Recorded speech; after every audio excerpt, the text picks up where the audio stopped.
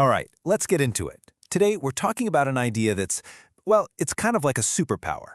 It's a quiet rebellion in this totally chaotic world we live in.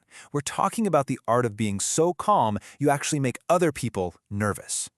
I mean, just let that sink in for a second. 2 beats per minute. A crocodile can just sit there perfectly still for an hour, just waiting while everything else around it is going crazy. It is the ultimate master of saving its energy and staying focused. And that, minus the whole cold-blooded predator thing, is pretty much the state we're talking about. A deep, unshakable calm. A way of being this patient, totally present, focused, and just serene, even when you're in the middle of a storm.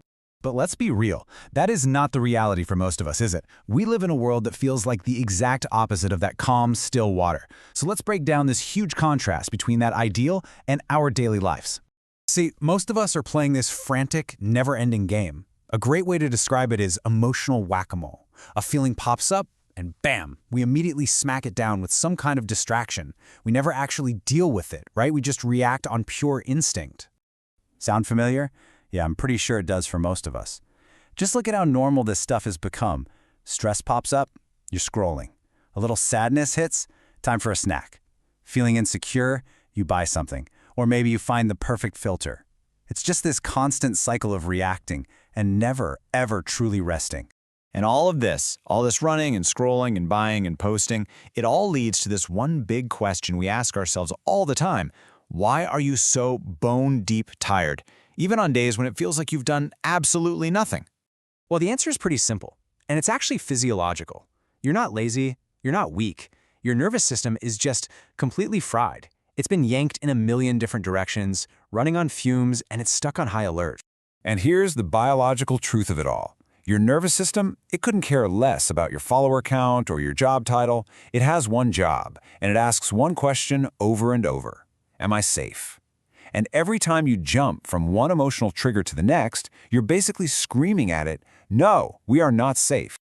So what do we do about it? How do we fix this? Well, we start by completely reframing the whole idea. We have to stop seeing calm as this passive, weak thing and start seeing it for what it really is in our world, the ultimate rebellion. Just look at this breakdown. The chaotic person is often the loudest one in the room, right? Constantly reacting, always chasing after someone else's approval. But the calm person, they're the one quietly observing. They're choosing their response with intention. Why? Because they aren't looking for peace. They already have it. This whole practice is like a form of emotional jujitsu. It's not about ignoring your problems.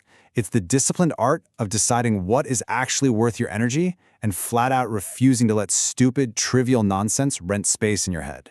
And there's this really fascinating side effect when you master this skill. A genuinely calm presence is disruptive.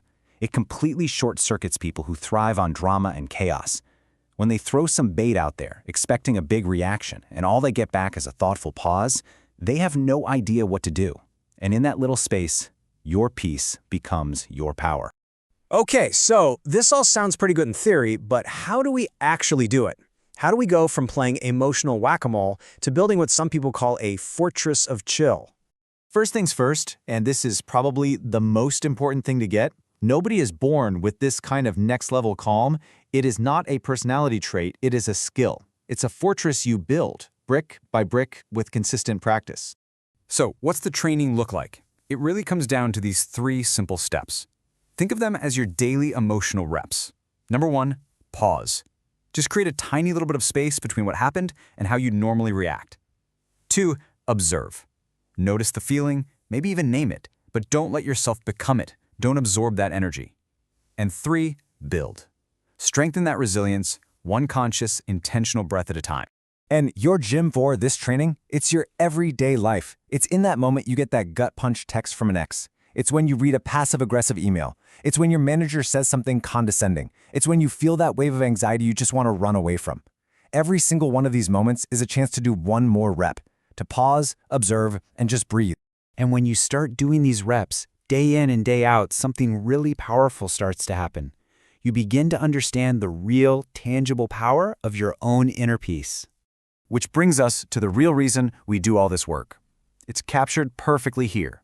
You choose peace not because you're soft or weak, but because you are just done paying emotional rent on the past. It's about being strong enough to decide where your precious energy goes and realizing you're done wasting it on old drama. And that's when the magic happens. Your quiet, grounded presence starts to have more influence than all the chaos and noise around you. People can feel it before you even say a word. It's this aura of someone who is steady, rooted, and totally unshakable. So, the most crucial point to remember is this. The kind of calm we're talking about is not some passive, sleepy state. No, it is an active, vibrant force. It's a conscious choice you make every single day. It's a presence you have built and earned, and nobody can ever take that away from you. So I'll just leave you with this one question. If your peace is your rebellion against a world that wants your fear and rewards your rage, what's the first thing you're going to stop paying emotional rent on starting today?